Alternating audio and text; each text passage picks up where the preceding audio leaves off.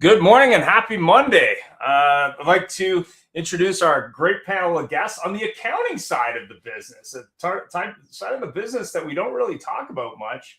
And if you're not familiar, because you're not an accountant, there's probably reasons, but maybe we could start with those reasons since we have Paul on. Paul, maybe you could start with introducing yourself and tell us why you think expenses are being overlooked by dealers, but more importantly, why don't we see a lot of accountants on shows like this? Thanks, Ian. Paul Colantonio. I spent much of my career in automotive retail, including serving as a CFO of the Pfaff Automotive Group.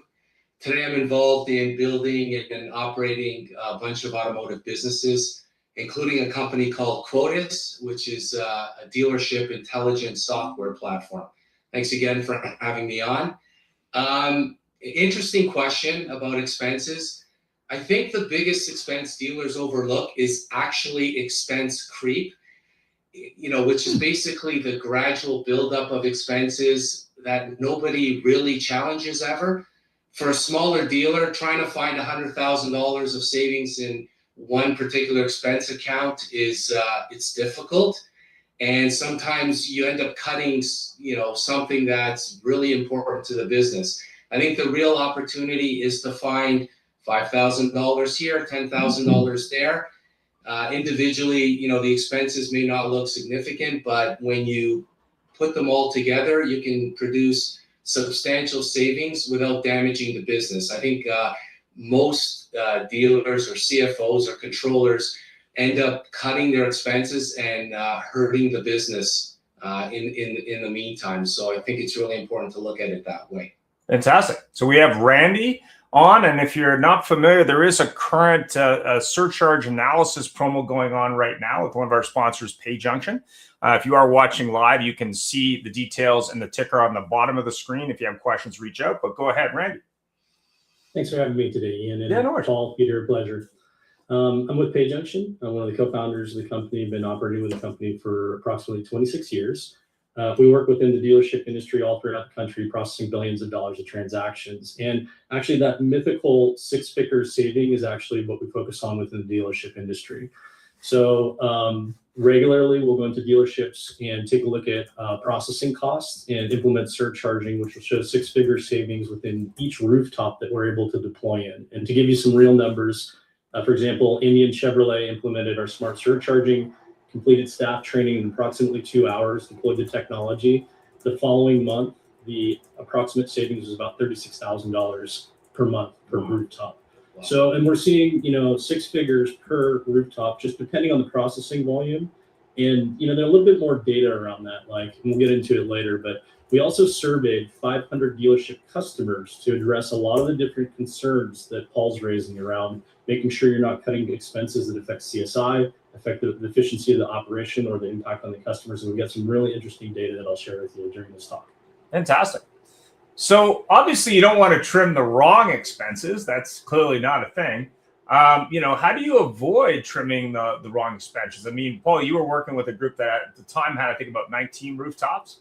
How are you, when you look through these expenses, how are you making sure that you didn't choose the wrong ones? How does that process work? Well, in particular with dealer groups, a lot of your expense savings could be in just consolidating your purchases across groups. So if you're a smaller dealer, your strategy is a little different. Larger groups, you can tend to find a lot more savings just in economies of scale.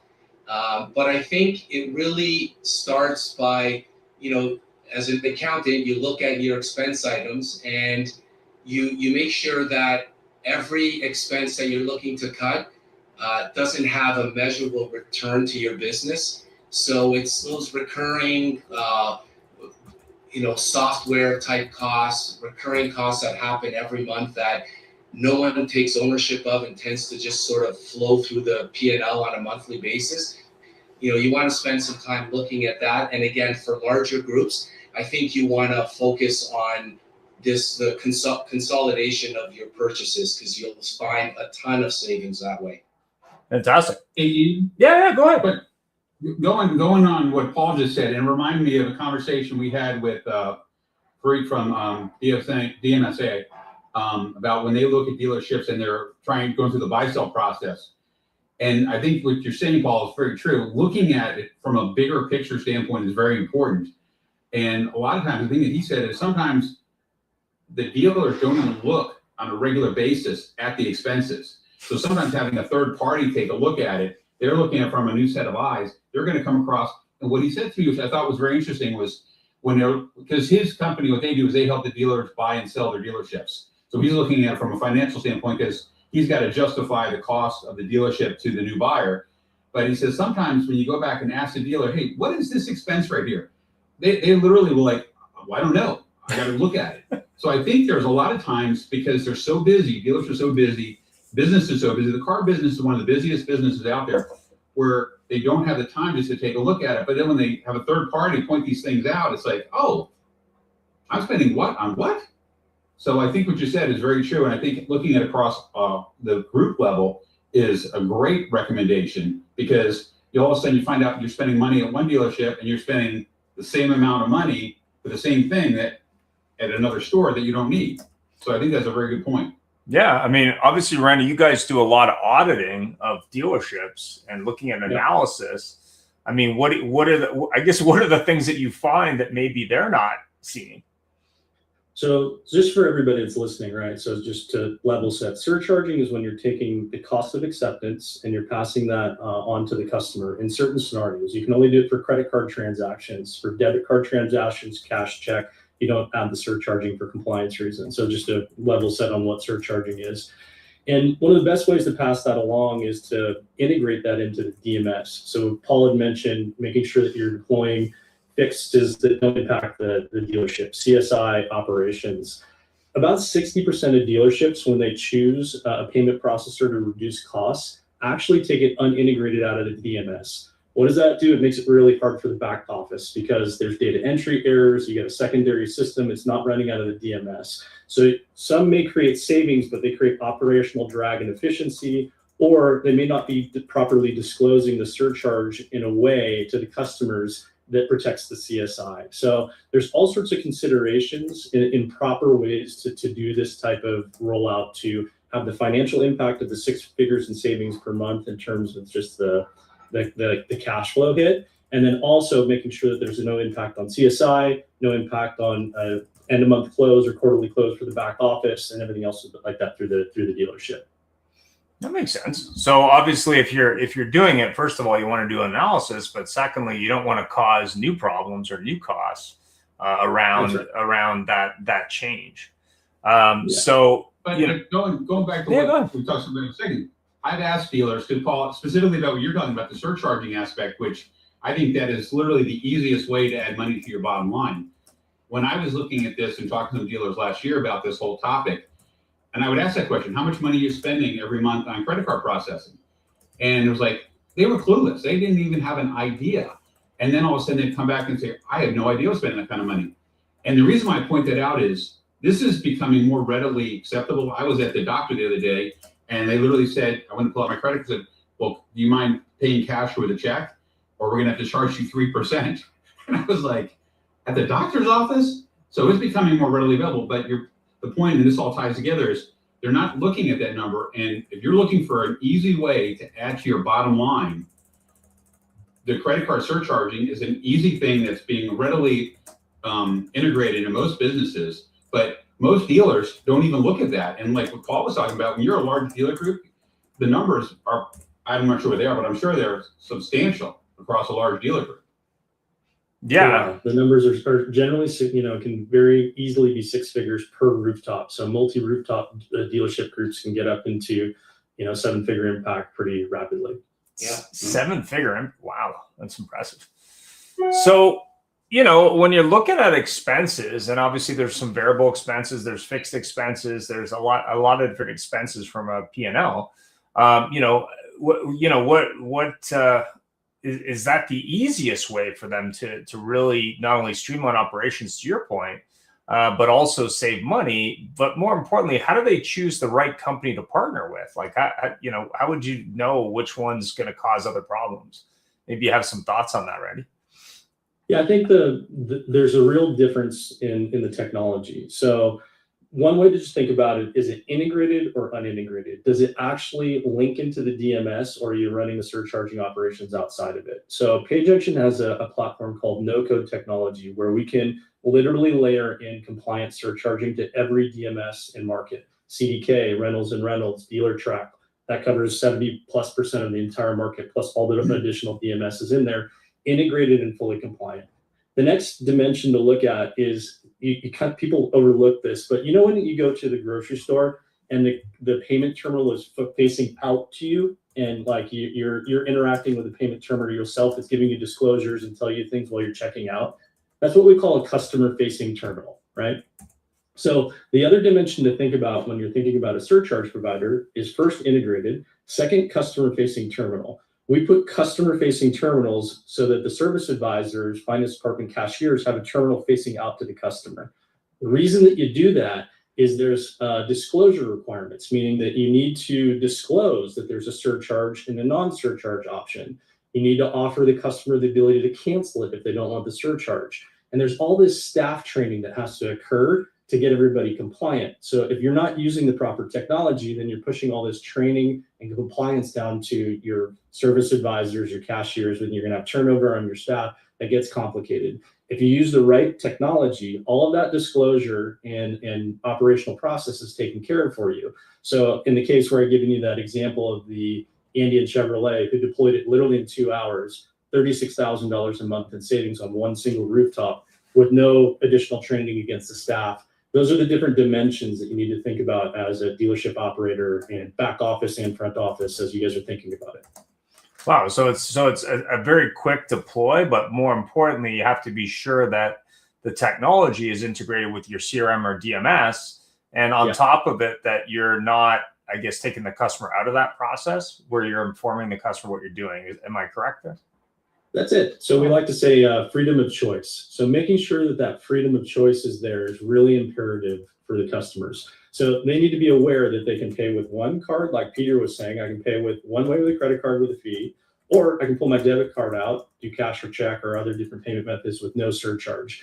That freedom of choice we have shown affects the CSI. We recently surveyed about 500 dealership customers. 71% said a credit card surcharge would have little or no impact on the dealership that they chose. The remaining, it wouldn't necessarily have an impact if they had freedom of choice, meaning that they understood that they could make a payment with a surcharge and a non-surcharge. So we've got really solid customer survey data that supports the rollout with minimal impact against the dealerships for this. Fantastic. Hey, Randy, let me ask a question, Randy. Have you noticed in the last year a change in consumer perception of this?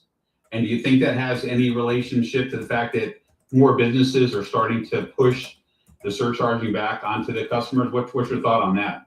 Yeah, I'll go back to the survey that we recently did. So 500 respondents that were actually dealership customers specifically in that segment, right?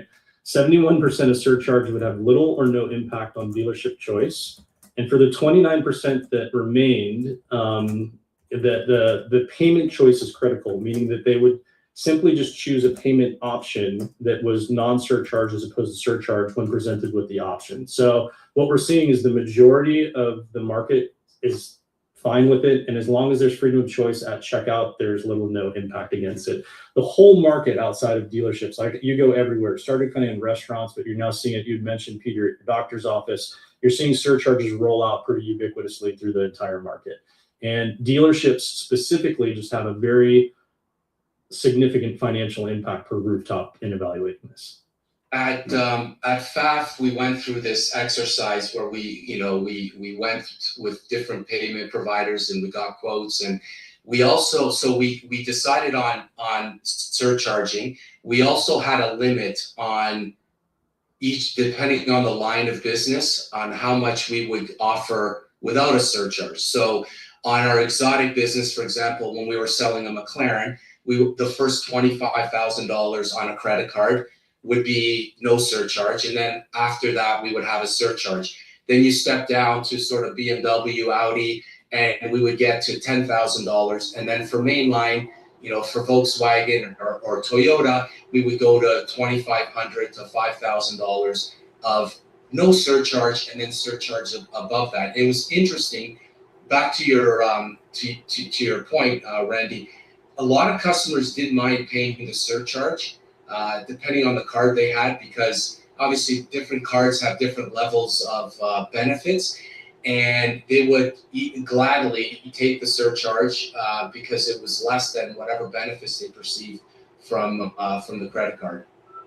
I actually have some interesting data from our survey, right? So we asked the question around routine maintenance. So 73% of the respondents were likely to use a credit card for routine maintenance, even if there was a surcharge up to 3%. So that number actually jumps up a little bit just for the routine maintenance. And then we hit that other point, Paul, that you were talking about on the why. So the survey respondents basically said 60% want to use the credit card for cash back. They would take the cashback rewards. They would take the surcharge in replacement for that. 53% value having more time to pay. 46% want easier expense tracking, and 43% value purchase protection. So just understanding like all the different drivers of why I'm going to pull the credit card and do the surcharge as opposed to the debit card and no surcharge against it. But very high likelihood that they would do it for routine maintenance. So what was that number again for routine maintenance? What percentage? 73%. So basically just pointing out your fixed operations. As we know, the fixed operations are the heartbeat of the dealerships, and in wavy economic times, that's your recurring income, the stability of the business. So increasing those margins of the fixed operations is always a conversation within the dealerships. Paul, I'm sure you guys talked about that a lot. And just knowing that you guys are stable within that, according to the survey results and all the different data, to do that with without hurting CSI, without driving customers elsewhere, or creating friction at checkout or end of month close with the back office is really good data. Yeah, if I remember the numbers, when we consolidated the savings of implementing this type of program, it was in the sort of $1.5 to $2 million annually. It was crazy the amount of money that we saved just by being a little more diligent and following the rules. And you get the salespeople that always try to push it and say, well, but I'm sure your software, you built it in where you can control that, right? You have controls over overriding the system, or if you can override a surcharge, at what level, if you have to be a manager or general manager to do so. Because we would always have those employees that were always push the limit and try to give their customer the no surcharge on their credit cards. Yeah, there's a couple of the other interesting corner cases. For your guys' insurance payments, it's common for them to issue like prepaid debit cards to the dealership to collect payment, and they send those in for payment types. So you need a system that can actually set up non-surcharge acceptance channels as well, just for the dealership in general, to be able to process cards with no surcharge. And we're able to set up different acceptance rules, accountant breakouts per rooftop, per department. So if you want like service, cashier, finance, all to have different kind of setups, we're able to configure it all in the ways that the dealership wants, Paul. So you can customize dependent on the brand, obviously dependent on what they want to do, and also payment terms. Has it caused any challenge with cash purchases? Do you think that's more common because of it, or? What you're going to see when you roll out surcharging, I'm kind of curious on Paul's piece of it, is you're going to see increase in debit card transaction processing, cash and alternative payment processing, which is interesting for the dealership because that cost of acceptance is actually lower than credit cards. So the debit cards are lower, it's obviously cheaper to take cash. So by presenting the surcharge, you naturally change the payment behavior of the customers to go to the lower transaction cost acceptance types, and it kind of changes over time. And then it lands like on average when we're looking at it, let me pull the data here, it ends up being like the dealerships offset approximately 50% of its processing costs. So like you think about that line item for your acceptance, you can get somewhere around 50% cut in that, and then obviously annualized against it. And in the case, like I said, that Indian Chevrolet, that was about $36,000 per month on that rooftop. And that's all, creating this savings without selling more vehicles, without raising labor rates, without cutting staff. It's without affecting CSI. It's really kind of a stroke of the pen and some change out of the technology that's should be integrated into the DMS. And it's a real efficient way to trim expenses. Interesting. So, you know, why do you think dealers aren't looking at this? Like, what's the thought process? I mean, obviously, Paul, when you guys looked at this, why for years where you weren't looking at this? I mean, I know I hear dealers a lot negotiating with the bank, going, "Hey, I need a better rate," or, you know, "Oh, the credit card companies or banks are hammering me with these rates." I mean, I always see things like on terminals, like no Amex, probably for that reason. But you know, why do you think dealers aren't looking at this as a cost-saving measure?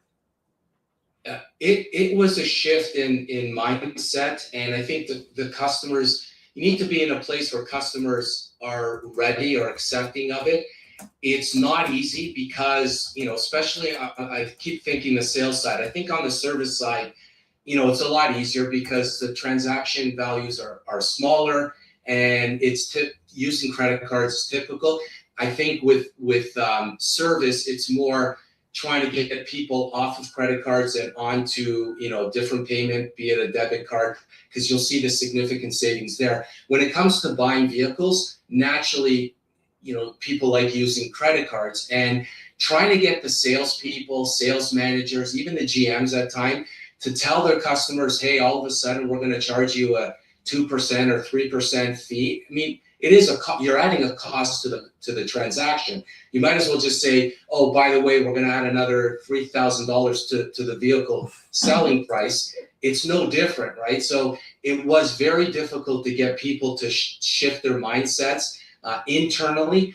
Plus, the market needs to be ready for it. And I think now, for sure, with what we're seeing, you know, to your point, Ian, you know, terminals saying no Amex, people understand that, and I think just generally, the consumer is better prepared for that type of conversation to happen, especially on large ticketed items.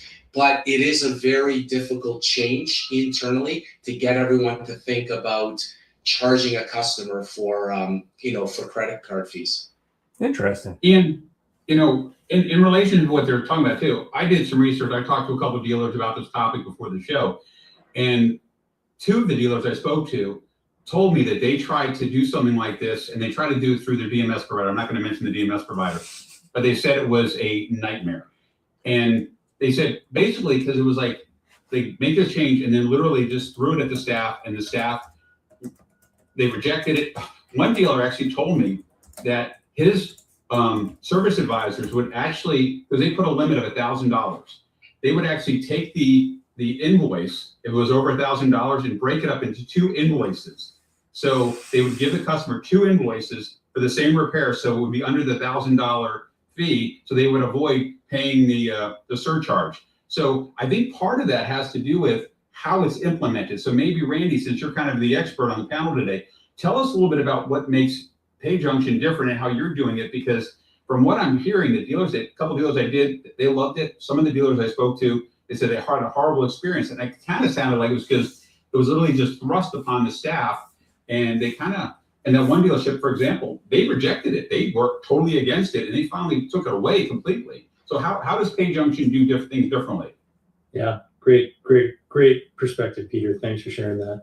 So it gets into what I was saying before, is if you have the wrong technology, if you will, into this, where it puts the requirements on disclosure, communication, everything onto the staff, the service advisors and cashiers, as opposed to integrated into the DMS and then fully disclosed on these customer-facing terminals, where the freedom of choice for how to pay with surcharge and how to pay without surcharge are clearly presented at every single transaction without any requirements, interaction from the service advisor or cashier. These are what we see as successful deployments. And then just going a click back up from where you guys are talking, because we're talking frontline service advisors, cashiers, and everybody running the transaction. So the answer to that question is let the technology take the burden of the disclosure and the communication for the freedom of choice on how to pay. That's the answer to the question. And then make sure that it's integrated in the DMS. And that's what we do with our no-code platform. going a click up to management, because a lot of the times we're working with the decision makers. We're working with someone like Paul, who's a CFO or controller from the dealership group. We're looking at the GM, who's incentivized in terms of net profit, in terms of their comp plans to make sure that they're taking the margin up. And we're going through those different kind of those different kind of stakeholders within the dealerships. They have concerns about, number one, am I going to hurt my CSI? I'm measured. You know, it's a measurement that's shared in terms of the performance of the dealership through the network. Or am I going to create friction at the checkout and all of the other things like that? So these systems, in terms of freedom of choice and disclosure at the checkout with these terminals, solve it from the frontline operators all the way up to the concerns from management around CSI impact and everything else like that. And we've done this time and time and time again. If you choose the wrong technology, put the burden on the staff for communication and training, this is where the wheels come off. And is that, obviously you guys provide, when you install, you provide training. Is that part of it too? Is it they're just not, A, they don't have the right technology, and B, they don't have the right training? Well, yes, we do training, 100% we do training, but like there's certain surcharge implementations that require training and retraining of your staff every single time, because there's no technology disclosing like, here's the surcharge, here's it, like the entire thing. So there's a constant training if you choose the wrong technology. That becomes friction in terms of the dealership, in terms of rolling it out, and consistency and execution and communication. That's where the wheels come off. And it's really about choosing the right technology to make it all smooth. So Paul, I mean, when you guys implemented it, was there a lot of training involved? It sounds like people were working the system. Shocking in the car business. You know, was it a training problem, or was it just the resistance to change from the sales staff and in both departments who just said, "Hey, I can move around this"? I think it was a little bit of both. At the time, we didn't have, you know, this was years ago, so we didn't have providers, you know, that would come in. It was basically the banks, and they didn't have a lot of training. They just said, here, you know, you can use our terminals, and you sort of go with the flow. But the resistance is more because you do have you know, it's a difficult conversation to talk to a consumer and tell them, by the way, I know yesterday this was free, but today, you know, we're adding charges to your your deal or to your service transaction. So it was a little bit of both. Again, we didn't have the same training and products that are available today. And I just think now the consumers are just more accepting of this type of, because it's happening in other industries as well. So I think it was a little bit of both at the time. Fantastic. I'm just going to play a little bit of message, obviously, from our sponsors. Thanks for hanging tight. Here we go. If you look at the last 4 years again, we've answered 41 million phone calls for dealers over the last 4 years with our AI platform. We've also handled over 150 million text messages. And so when you look at just those raw numbers, that's a 4-to-1, 3.5, 4-to-1 text to phone call. So I don't know. Here's what I can tell you, though. I believe that the customer wants to be met where they are presently. If that is text, voice, video call, if they want to be engaged and engaged instantly. I'm Vince Delmonico, General Sales Manager with Cruise Ford Lincoln. Larry Feldman came out and did one of our training courses. Absolutely incredible. I sat through the course myself. The engagement that our salespeople gained from it, the excitement that he brings, it was a new way of looking at things that we're already doing and how we can improve them. Love it. It's literally the best thing since sliced bread. My name's Fareed Ahmed. I'm the founder and CEO of DSMA. So why should you use DSMA to sell your most valuable asset? The answer is very simple. It's our unparalleled approach to our clients' needs and satisfaction. Remember, DSMA, we're real people doing real deals. Meta, Instagram, social, and your team is still waiting for ups like it's 1999. Let's be honest, your market isn't watching TV commercials, they're double tapping and engaging with your competitors on social media posts. People are shopping these days for cars and servicing their vehicles in between watching cat videos. Fantastic. So I guess it sounds like, Randy, you guys did a lot of survey. a lot of survey questions for consumers. And do you survey dealers as well, like, in terms of their thought process on surcharging? Yeah, I speak at a lot of different webinars. So NADA is here and a whole bunch of different industry webinars. And it's very common to run polls live during the webinars. So we've got really solid data in terms of CFOs, GMs, and controllers. It's a lot of the direction that we're taking around this, and we're making sure that we're feeding back all that information, architect our product and services to address their needs. So yeah, we're constantly looking at feedback from the key people within the dealerships. And where can interested parties get details on maybe some survey results, or maybe if you have a white paper, where can they get that information? Yeah, so if you go to payjunction.com, there's a blog area where we post all of our data in terms of survey results. There's tons of information about dealerships and all of the different things that we're talking about today, from individual case studies from dealerships rolling it out, what the impact and savings were, total industry data, survey data. It's all available at payjunction.com in the blog section. So it's payjunction.com/blog, or just if you look on the menus, not a problem. So yeah. And also take advantage of the $250 gift card donation offer if you are interested in doing an analysis. So Paul, when you're looking at expenses and you're looking at what to cut, where do you start? Like, how do you look at that problem or that opportunity? Yeah, that's interesting, because I think what happens is a lot of dealers or controllers or CFOs, usually the dealer will say, I just want to cut 10%, for every department. And that becomes dangerous because, again, you want to make sure when you're cutting expenses, you're not cutting something that has a meaningful return to the business and doesn't affect, revenue or the client experience. So you want to start with any expenses that really, go to, say 5% is usually a good target, but it has to be based on addressable expenses. So those are expenses that you can realistically influence, you can reduce, renegotiate, eliminate near term, that doesn't affect the business. So, things like subscriptions, software or automatic software renewals, things like that become interesting. Some of the things to look at as well, we think of fixed expenses as something we can't address, but when you think of HVAC, lighting, EV charging, things like that, there's lots of savings there with just having equipment schedules and actively managing that type, replacing LED bulbs, something like that is a huge undertaking, but shows significant savings long term.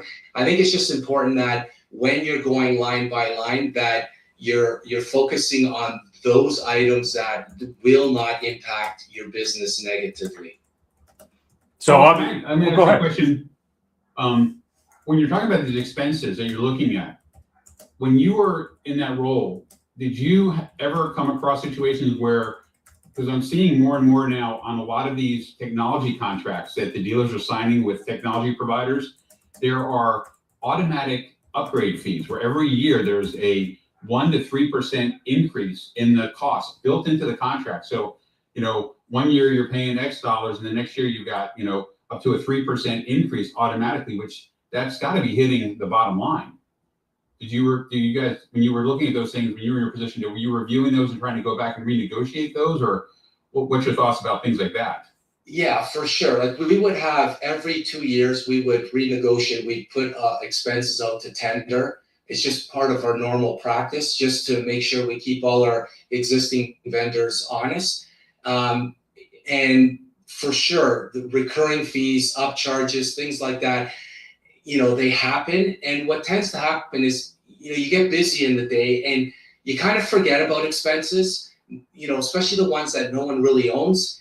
There's a lot of those expenses, and you're busy in your day to day. And, one day your dealer prints will come down, or someone will say, hey, I want to look at expenses. It shouldn't be an annual exercise. It should be something that you're looking at ongoing. Got to remember something. A dealer will fight tooth and nail for one more deal, to get that extra gross profit. you get the same by cutting expenses, and the value you add to the enterprise value of your dealership. You think of $1 savings at, call it a 5x multiple. That's $5 that you're adding to the value of your business. If you can cut $200,000 of expenses, you're adding $1 million to the enterprise value of your business, and you haven't chased one more deal. You're not trying to spend money getting more customers through the door. All you're doing is cutting unnecessary fat that just generally creeps in over time. It happens to every business. If you stay on it, it's just a win-win for everybody. I think that's a great way to look at it. I think people, A, probably don't understand how accountants are compensated, but B, they're not really looking at the boring stuff. They're going, oh yeah, we want to sell more cars, we want to service more cars, we want to sell more parts. Right. We need more metal being moved. We need a fancier showroom. But, they're not looking at the things like, okay, well, what is our internet cost? What is our power cost? What, can we use solar? Can we look at other options? And I think that's something that, is not talked about in the car business very much. What do you think, Randy? I mean, what's the impact? What are you hearing from accountants who say, hey, not only am I reducing costs, I'm creating a similar customer experience, if not better, and I'm increasing the value. Like, what are you hearing from them? I think Paul raises a really, really great point of view. So like any individual rooftop, multi-rooftop, or anybody going into a deal process and you're thinking about valuation, like creating a six-figure savings, $200,000 turns into $1 million at a 5x multiple.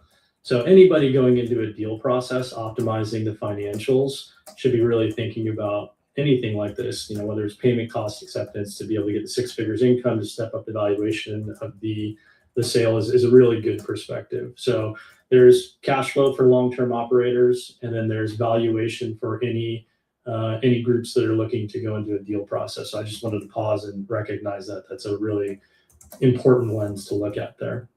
And then, we talked about payment acceptance up and down, but there's just the operational impact of your payment experience as well. So for example, we're partners with Sunbit, which is one of the #1 buy now, pay later solutions in the automotive market. And currently a lot of the Sunbit operations, they run unintegrated. So you have a little iPad, you run your finance operations to your buy now, pay later, they get the approval for that, and then they have to go manually type that into the cashier or the service to close out the RO of the invoice. So there's just time and drag there. So we're able to take our no-code technology and not only integrate Surcharge, but we can integrate any payment type back into the DMS. So in the case of Sunbit, we can integrate those in. So what does that do? It reduces time spent closing out the ROs, data entry errors from the back office for settlement, time equals money in the operation. So we're able to create efficiencies all over the place. So surcharging has a significant 6-figure impact for rooftop likely. There are all sorts of other different ways to integrate buy now, pay later and Sunbit into the process, to look at your ACH processing fees and take a look at that line item and optimize that. What are your debit fees in terms of the fees that you are paying? Can we optimize your debit fees and get those costs of acceptance down? All sorts of amazing little fine ways to fine tune either that savings or that increase in valuation that kind of Paul was looking at and talking about. Yeah, because I could go ahead. Then I just have a quick question. I just want to make sure I understood what you just said, Randy, because we had a show a couple of weeks ago for fixed ops, and we were talking about Sunbit and declined service. So am I understanding you correctly that you can actually integrate that feature into your system? Because one of the complaints the dealers that were on that panel had about that was it was too involved to actually offer that service on a declined service. So you're saying that you have that ability within Payjunction to where it's all integrated, they don't have to do all that extra work. That's right. Yeah, our no-code platform is really exactly what it sounds like. It's a no-code platform that allows us to deliver all the different technology into the DMS that the dealers want. So Surcharge is the one that we're talking about. We also have the ability to deliver integrated Sunbit buy now, pay later transactions into any CRM or DMS that they're using. CDK, Dealertrack, Reynolds, whatever they're using. And we can integrate it all, streamline that, and improve those operations, Peter. That's phenomenal, because one of the conversation we're having was about declined service. And one of the biggest reasons people decline service is the cost and being able to offer the buy now, pay later option is basically the solution to the problem. But like I said, the dealers that were on that panel were like, yeah, that's a lot of work. We have to fill out extra paperwork. We got to do this. We got to do that. You know, it's all wonderful. We all have that, but no one's using it. So you're saying that your solution actually has that incorporated. So literally it could be a couple of keystrokes and everything is tied together and eliminates all that extra work that's required. That's right. Yes, we create efficiencies for those buy now, pay later operations for Sunbit on top of that. So when you think about our no-code platform, it's credit, debit, ACH, surcharging, buy now, pay later, all integrated into DMS, cards on file. And actually one of your advertisers, Ian, was talking about text messaging, which is really common for the fixed operations to send out a text for late night pickups and everything else like that. Now, that's a really tricky one to do surcharge, right? Because like you got to be there generally to like tell them about the surcharge, you know, offer them to cancel and everything else like that. So within our systems, there's also text messaging with surcharge compliance and all that stuff built into it, and all these different payment methods to stay compliant with the proper disclosures around surcharge, non-surcharge, and everything that we've talked about actually happening through the text message channels as well for the fixed operations groups. And that could that also be done, to your point, with, you know, companies like Numa and others that are automating things? Like, could that also be done using text messages through there? Like, could that be integrated?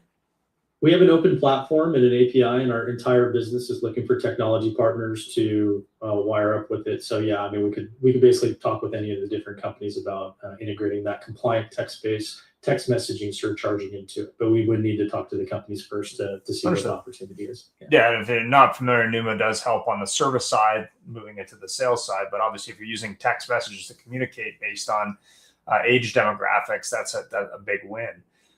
So I guess there's a lot to wrap your head around. First of all, you always want to be reducing expenses. You want to be looking at ways to, you know, cut incremental costs and streamline operations. And obviously, you got to work with software. You know, what should dealers change first in terms of expenses, but more importantly, you know, how do they select that right partner? Let's start with Paul on that. Yeah, I mean, again, if you're talking small dealers, difficult to find one line item that's going to create that massive expense reduction. You have to chip away at it. Getting the right partner certainly helps. Again, I think Randy brought that up. When you get a third party coming in, they're looking at your business a little bit differently. You're caught up in the weeds and you're sort of, you know, you're just trying to get through the day, and you're not necessarily looking at all those opportunities to cut your costs. And the reality is, in all my years at Pfaff, I can honestly say the biggest cost reduction exercise we went through was actually on credit card processing. I mean, if you spend the time and you do that right, there are significant savings. Whether you're a small dealer or a larger group, you're going to see those savings for sure. And again, it's just an ongoing, you know, we could sit here and talk about, you know, every expense line all day and talk about how you can cut it. But generally, I think you have to stay on top of it. Don't make it a once a year exercise. Kind of do it on a regular basis, and make sure you have, even if you create a small team that owns expense reductions, you're constantly looking for areas to improve in.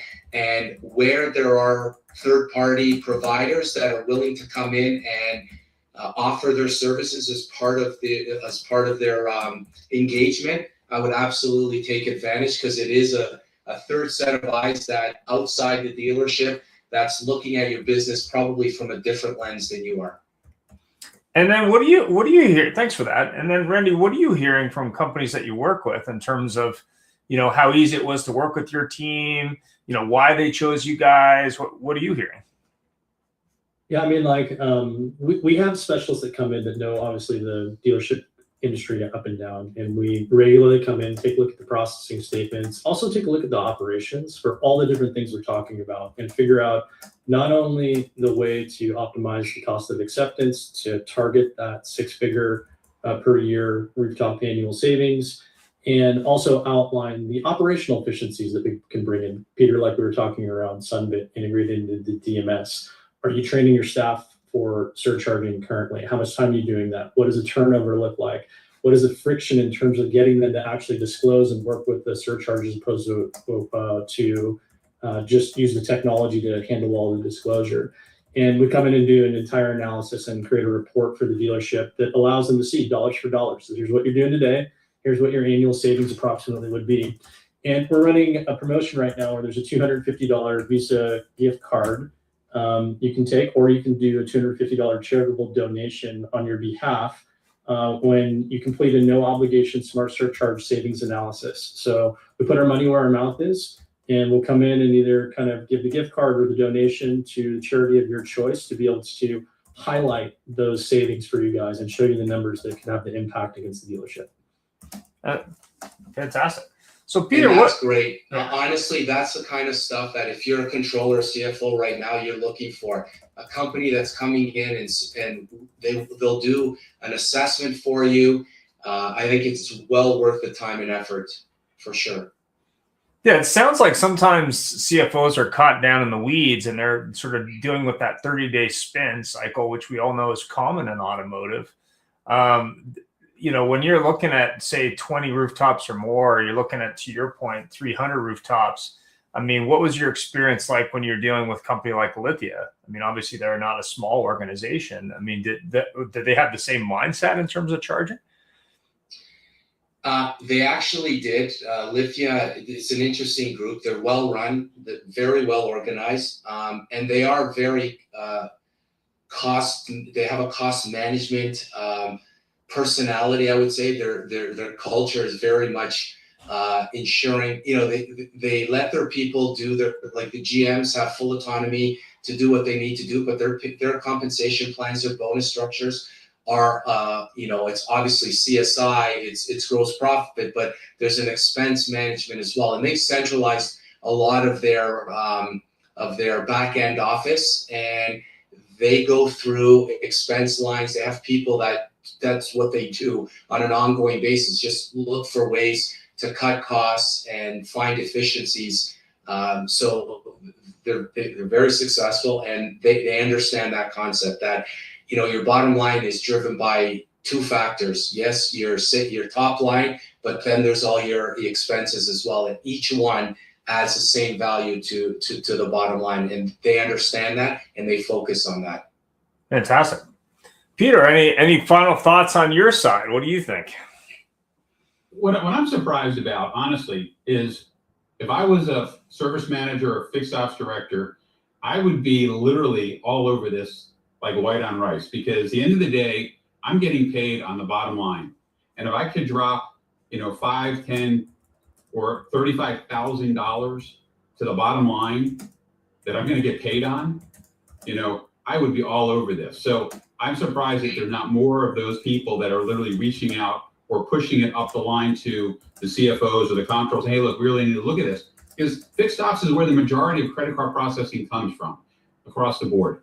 And if my compensation plan is tied to the profitability of the department, and I have a way to bring additional profit because I'm cutting a huge expense every month, I would be jumping all over this. So that's one of the things I'm just surprised about, because I would think that more fixed ops directors and service managers would be looking at this as, hey, this is a way for me to put more money in my pocket. At the end of the day, that's all they're concerned with. And I think the other thing that a lot of dealers don't recognize is if you change your costs on your P&L, you can then reinvest that money in maybe things that you aren't investing in, because it's essentially found money. Like, this is money that you didn't have today that can be moved forward. But more importantly, if you look at it on a constant basis, there's other things you can optimize. But this is the low-hanging fruit, in my opinion. Were a lot of CFOs, were they shocked by the savings, Randy, when you started doing this? Like, what, you know, were they a little bit surprised? Yeah, I mean, I think there's generally a lot of